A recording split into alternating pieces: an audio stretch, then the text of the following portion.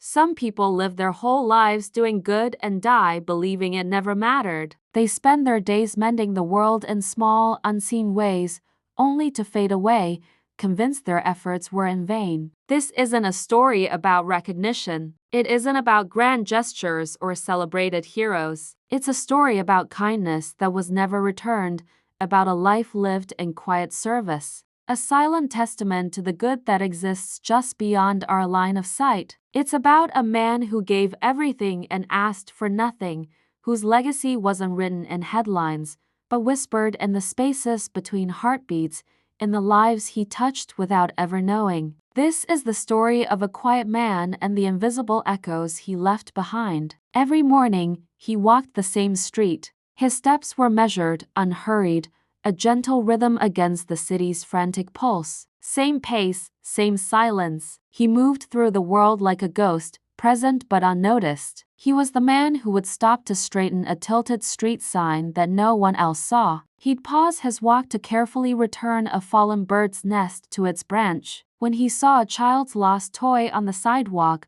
he'd pick it up and place it on a nearby ledge, just in case its owner came back looking for it. He held doors for strangers burdened with groceries, offering a slight nod but never a word, stepping back into the shadows as they passed. He was the anonymous figure who would add coins to an expired parking meter, saving someone from a ticket they'd never know they almost got. He listened when no one else did. At the park, he'd sit on a bench, and sometimes someone overwhelmed by loneliness would sit beside him and just start talking, pouring out their troubles to a silent, compassionate ear. He never offered advice, never interjected, just provided the rare gift of his full, unwavering attention. And every night, as the city lights began to blur into a vibrant river of color, he would return to his small, sparse apartment alone. The silence that followed him home was different. It was heavier, filled with the day's unspoken connections and the profound quiet of his solitary existence. His acts of kindness were never grand. They were small, almost imperceptible threads woven into the fabric of the everyday. He never gave much, just enough. A few coins dropped into the cup of a sleeping homeless person,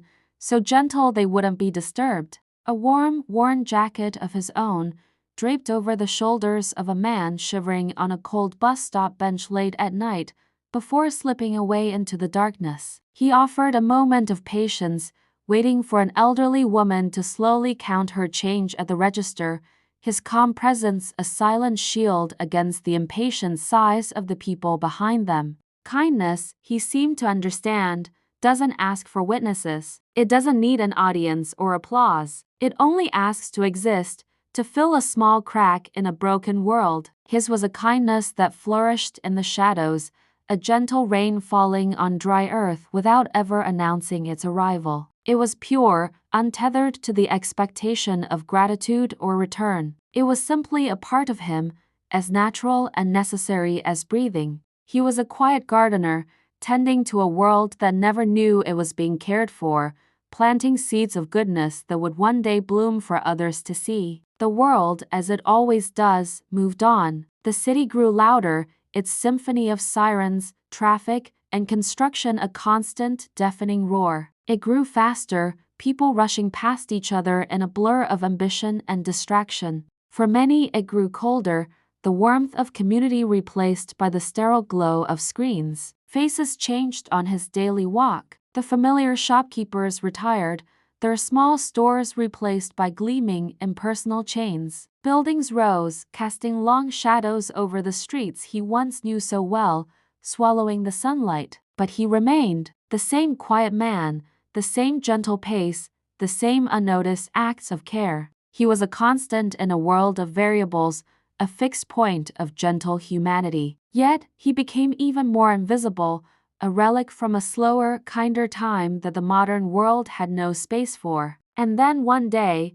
the familiar rhythm was broken. The park bench where he always sat, listening to the world's unspoken sorrows, stayed empty. The street corner where he always paused to feed the pigeons was still. The silence he left was different. It wasn't the peaceful quiet he carried with him. It was a void. The world hadn't noticed him when he was there, but now, in his absence, something was fundamentally, inexplicably missing. A few neighbors, vaguely remembering the quiet old man, arranged for his small room to be cleared. They expected nothing, perhaps a few old pieces of furniture, some worn-out clothes. The room was just as he had lived, simple, sparse, and silent. But as they began to sort through his few possessions, they found a small, wooden box tucked away under his bed. Inside, it wasn't filled with money or valuables. It was filled with letters, hundreds of them, notes written on scraps of paper, napkins, and old receipts. They were thank yous,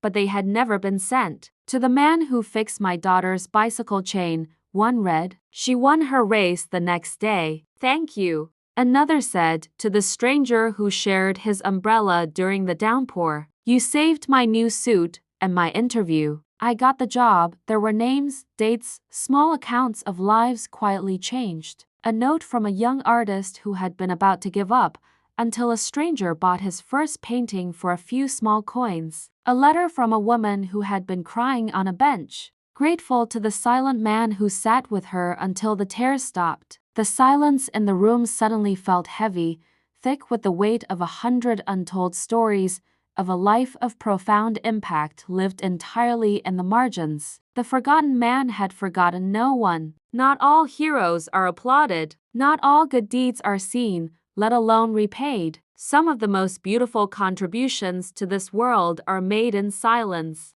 by people who never seek the spotlight. They are the quiet gardeners, the silent menders, the invisible pillars holding up our shared humanity. Their legacy isn't carved in stone or celebrated in ceremonies. It lives on in the strength of a fixed fence, the warmth of a gifted jacket, the hope rekindled in a stranger's heart. Kindness leaves echoes long after we are gone, ripples that spread out in ways we can never fully comprehend. This story is for them. It is for the ones who gave without ever expecting anything back, for the ones who believed their small efforts were meaningless, when in reality, they were the very thing holding the world together. Some legacies are invisible.